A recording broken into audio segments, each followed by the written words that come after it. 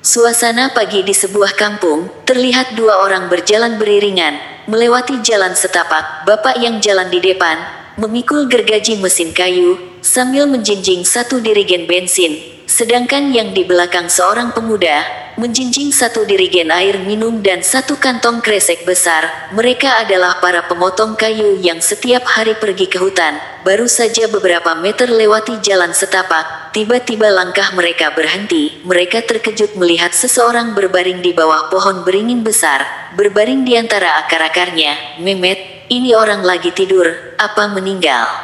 tanya bapak yang membawa gergaji mesin. "Waduh, ini kayak si Mamang yang sore jualan sandal di kampung kita," kata yang dipanggil Memet. "Hah, Dot, iya tuh ada tas wadah sandal di sampingnya," ucap si bapak. "Tapi kenapa orang ini tidur di sini?"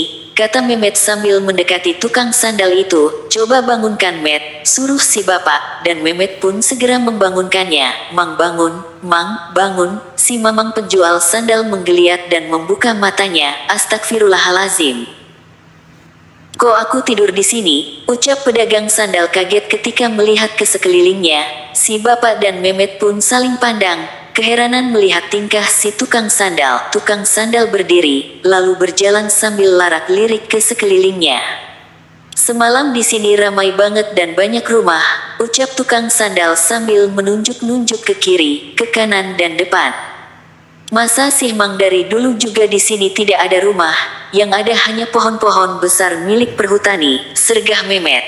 "Ya sudah, ke sini saja Mang, kita duduk di sini, sambil ngopi dulu," ajak si bapak. "Iya Mang, ke sini dulu," tegas Memet yang membuka kresek yang berisi kopi, termos kecil, serta bungkusan nasi dan 3 buah gelas plastik. Memet membuat 3 gelas kopi. Mereka bertiga pun duduk di bawah pohon beringin yang besar dan rindang, sambil merokok dan minum kopi. "Tolong ceritakan Mang, kenapa Amang sampai tidur di bawah pohon beringin ini? Saya penasaran, pengen tahu ceritanya," pinta si bapak. "Iya Mang, saya juga penasaran," kata Memet sambil melirik ke si Amang sandal, yang sedang meminum kopi. "Begini nih ceritanya," kata si tukang sandal mulai bercerita. "Jam 3 saya baru sampai di kampung itu," kata tukang sandal menunjuk ke arah kampung pertama dia datang. "Oh iya Mang, itu kampung saya pun melihat Amang lewat depan rumah saya," jelas Memet. Keliling-keliling kampung, hingga tidak terasa waktu sudah hampir jam 5. "Karena perut saya lapar, saya pun makan karedok dulu di warung ujung kampung," sambil menawarkan sandal ke si bibi tukang karedok. "Tapi sayang bibi karedok tidak beli dengan alasan belum dapat uang," katanya. "Sehabis makan karedok, saya bingung, kalau balik saya belum dapat duit, karena baru 1 pasang yang keluar, itu pun habis dipakai beli karedok sama rokok. Terpaksa saya harus melanjutkan jualan. Biar besok sore saja saya pulang." Menuju kampung Baranang yang disebutkan si bibi karedok. Di tengah jalan perut saya mules, terpaksa saya buang air besar dulu di empang pinggir jalan itu. Si bapak dan Memet mangut-mangut. Dia hafal benar empang yang diceritakan tukang sandal itu. Lama saya berada di empang itu, karena hampir maghrib. Dengan bergegas, saya lanjutkan lagi perjalanan menuju kampung Baranang. Baru saja beberapa langkah, saya mendengar dari kejauhan suara ramai ibu-ibu. Saya segera mencari suara ibu-ibu itu. Ternyata suara itu berasal dari kampung ini, jelas si tukang sandal sambil telunjuknya, menunjuk ke sekeliling tempat kami duduk. "Lanjut Mang," suruh Memet sambil nyengir yang mungkin merasa lucu atas kejadian yang dialami si tukang sandal ini. Saya pun menawarkan barang dagangan saya ke ibu-ibu yang sedang ramai memasak, karena seperti mau hajatan. Ibu-ibu pun ramai memilih sandal dan membelinya. Tapi aneh, ibu-ibu di sini tidak seperti ibu-ibu kebanyakan di kampung lain. Mereka tidak menawar harga yang saya kasih. "Yang ini berapa harganya, Mang?" tanya seorang ibu sambil menunjukkan sandal yang dipilihnya. "Itu 30.000, tanpa menawar si ibu pun langsung membayarnya, sampai saya menjual sandal dengan harga 50.000, itu pun tidak ditawar, langsung saja dibayar." Saya sempat mengobrol sama ibu-ibu itu, bahkan saya disuguhi kue dan kopi, tapi saya tidak memakan dan meminumnya, karena perut saya masih terasa mules. "Ini mau ada acara apa ya Bu? Kok ramai banget yang masak?" tanya saya pada seorang ibu setengah baya. Ini mau ada hajatan kawinan, kalau bisa besok Amang kesini lagi jualannya, jawab si ibu setengah baya itu. Oh, iya bu, kalau ada waktu saya pasti kesini lagi, jawab saya. 25 pasang sandal telah keluar, tinggal 4 pasang lagi sandal yang tersisa. Karena perasaan saya sudah terlalu malam, saya pun pamit pada ibu-ibu itu.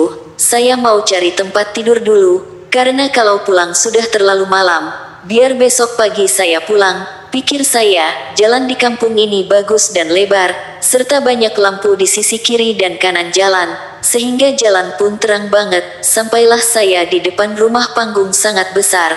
Kebetulan ada bapak-bapak yang sedang duduk di tepas. Saya menghampiri dan mengucapkan salam. Bapak-bapak itu tidak menjawab salam saya.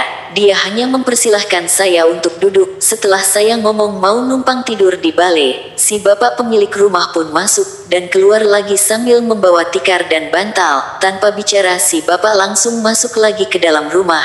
Setelah memberikan sehelai tikar dan sebuah bantal pada saya, tanpa pikir panjang saya pun tidur.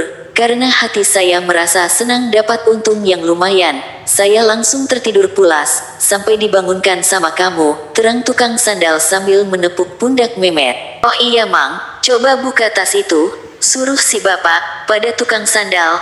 Tukang sandal pun menarik tas dan membukanya, lalu mengeluarkan 4 pasang sandal dalam tas itu.